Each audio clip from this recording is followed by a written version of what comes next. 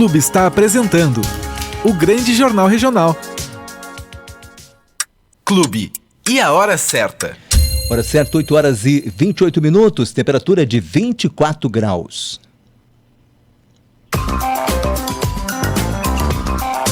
Grande Jornal Regional. Temas. Oferecimento. Loja Docim. Você conhece, você confia. Na Júlio 46, em Canela.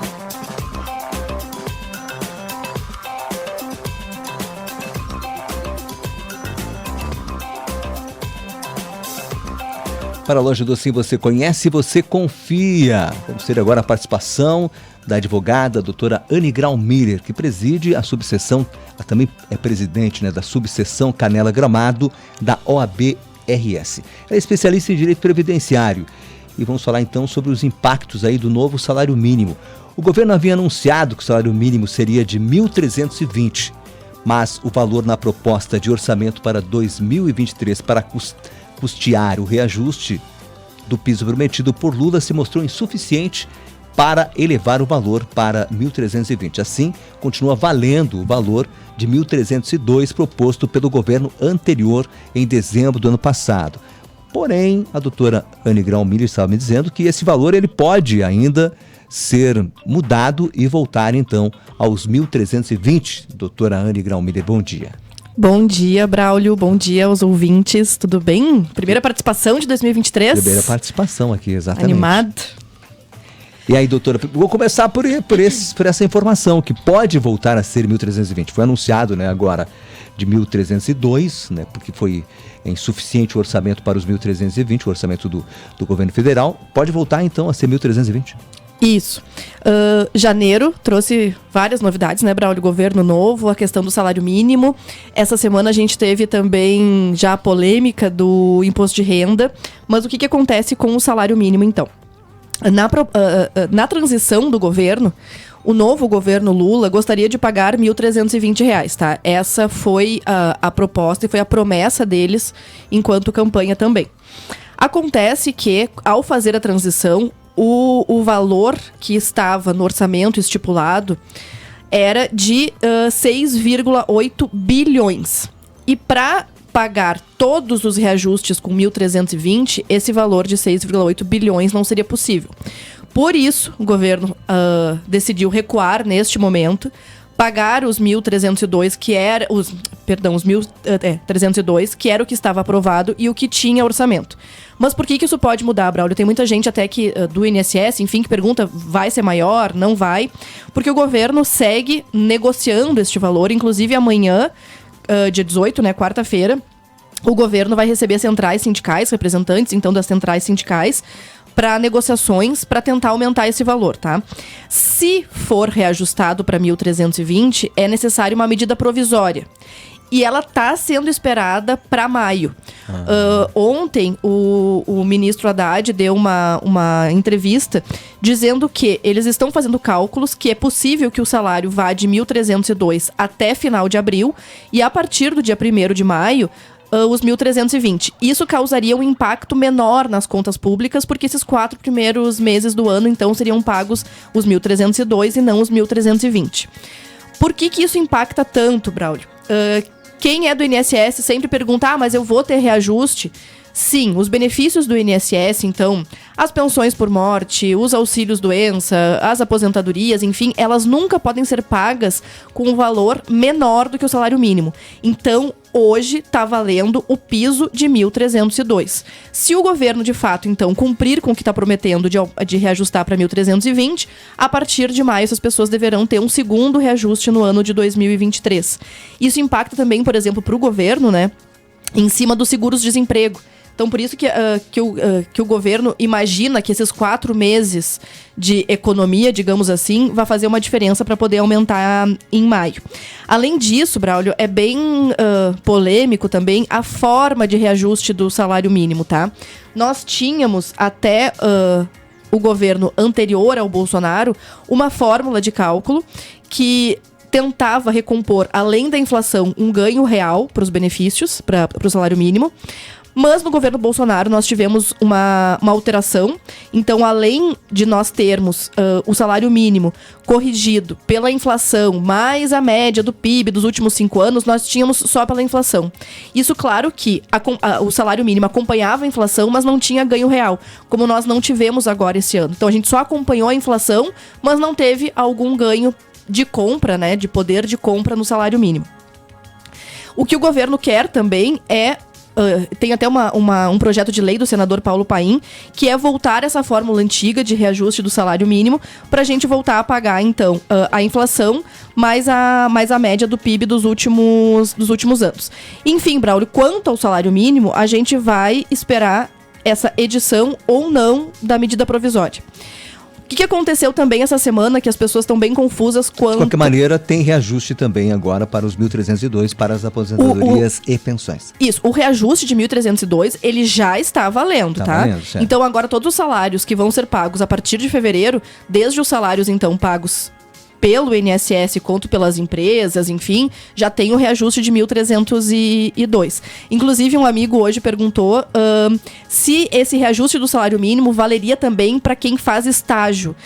Os estagiários, Braulio, principalmente aqueles que trabalham através do CIE, enfim, eles não são vinculados ao salário mínimo, tá? Então, as bolsas, remunerações pelos estágios, essas sim são permitidas que sejam pagas com um valor menor do que o mínimo. Qualquer outra coisa, seja benefício do INSS, seja salário, enfim, tem esse piso do salário de 1.302.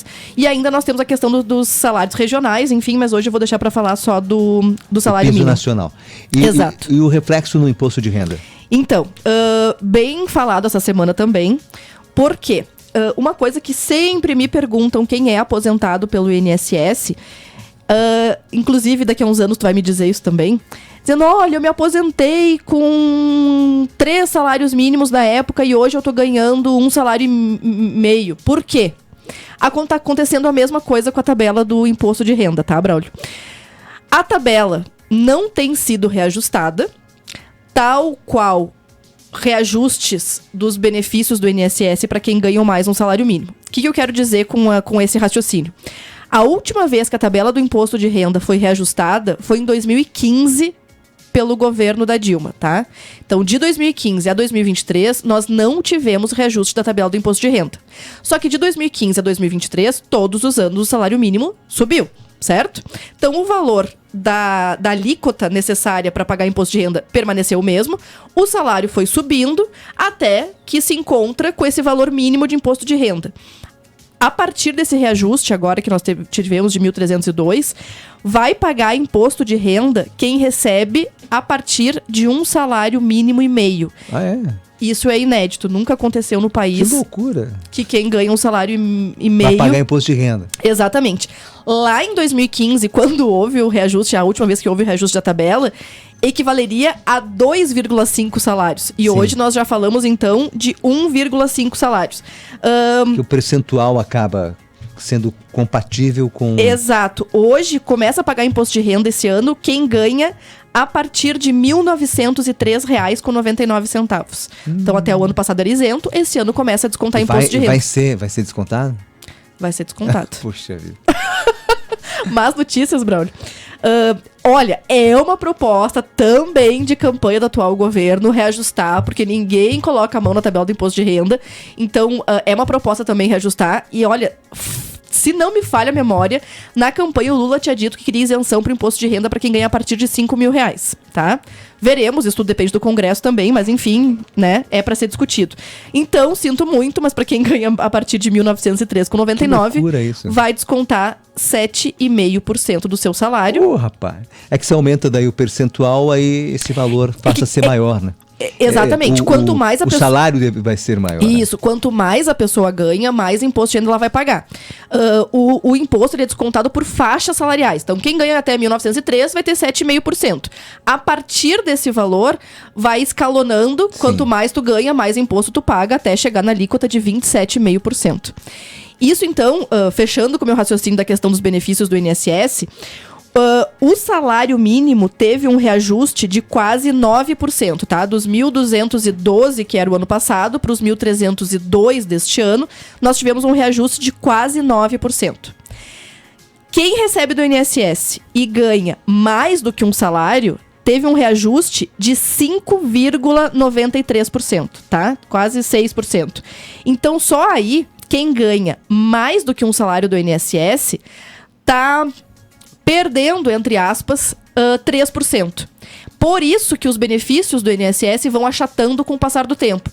Porque aí quem tá nos ouvindo ganha um salário mínimo, beleza, essa pessoa então teve um reajuste real, né, do salário de quase 9%. Ah, mas Anne, eu ganho 1.500. Eu não tava ganhando 1.212, eu já ganho um pouquinho mais do que o salário mínimo. Então sinto muito, porque seu benefício vai subir apenas 5,93%. Isso significa que todos os anos o reajuste do salário mínimo, os benefícios não acompanham e eles vão achatando. Então, quando a pessoa se aposenta, 5, 10, 15, 20, 30, 40 anos atrás, diz, mas na época que valeria... Eu escuto gente, assim, da década de 90 que diz, mas eu me aposentei com 10 salários e hoje eu tô recebendo 2. É por este motivo. Que loucura. Para finalizar, o teto do INSS, então, com esse reajuste, sobe para R$ 7.507. É o máximo que alguém pode ganhar do INSS hoje em dia, R$ 7.507. E atenção, porque com o aumento do salário mínimo, sobem também as alíquotas para pagar INSS. Aliás, a alíquota não, o valor nominal sobe.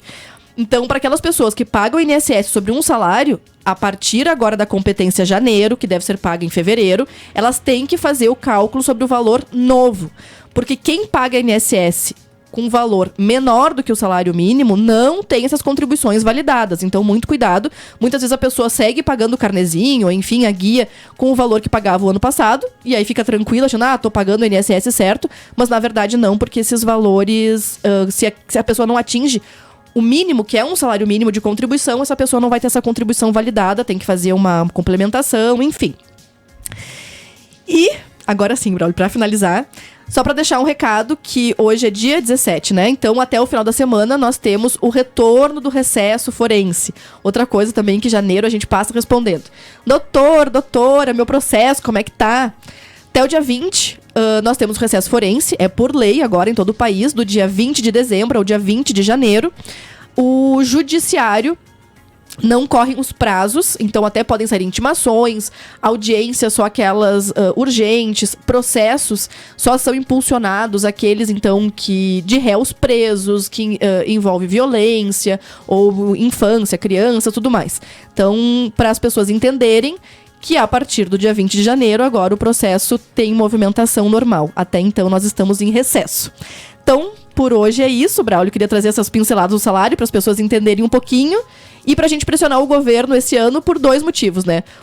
Para eles cumprirem o que eles prometeram do salário de 1.320 e o segundo ponto, que a gente precisa de uma correção urgentemente na tabela do imposto de renda. Doutora Anne Grau Miller, um abraço, até sua próxima vinda. Muito obrigada, Braulio, um abraço para os ouvintes. Em seguida, você fica sabendo como é que vai ser o evento Loucos por Fogo aqui no Grande Jornal Regional.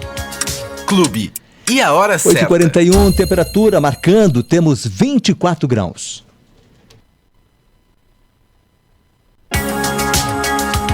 Clube está apresentando o Grande Jornal Regional.